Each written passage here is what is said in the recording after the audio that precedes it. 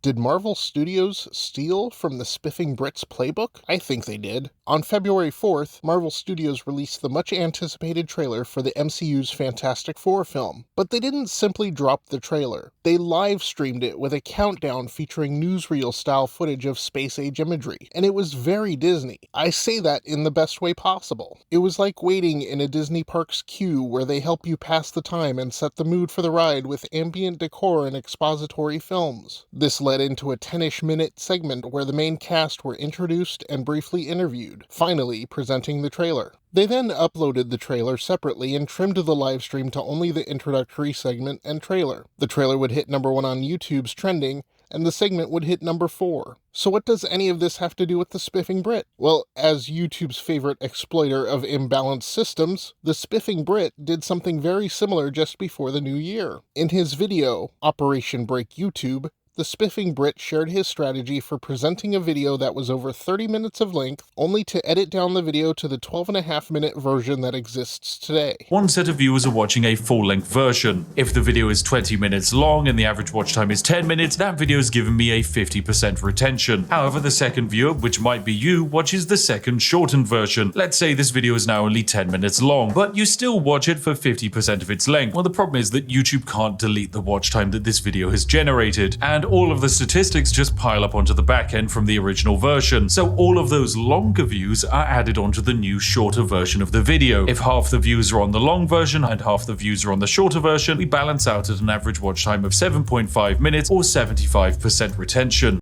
So when I watched the Fantastic Four trailer premiere, I got to thinking. The livestream countdown gave the audience time to gather before the trailer played, and hundreds of thousands turned out to do just that. How many watch hours did that livestream earn? I can only imagine. At the time, I was doing work on a video, but kept it playing in the background and gave probably 40+ minutes of watch time to the stream. But when they removed the countdown and left just the introductory segment, which amounts to about 10.5 minutes, they now had a video with a huge amount of view duration compared to the length of the video. The longer the section that we end up deleting, the better. If I add a 10-hour-long Skyrim Let's Play after this and people watched it for an average of 2 hours, I could probably end up with one of the highest average retentions on a 10-minute video that the world has ever seen. Could they have done this on purpose? Did someone on their marketing team see the Spiffing Brit's video and decide to try and use a similar strategy for a trailer premiere? Clearly, the purpose of the countdown livestream was to create awareness and allow the viewership to gather. I learned about it because the livestream appeared on my YouTube homepage. So, from that standpoint, it worked. But it wouldn't surprise me if the mouse stole a page from the Brit. Even if this were simply coincidence, perhaps they should treat the Spiffing Brit to tickets to Fantastic Four and a case of Yorkshire tea.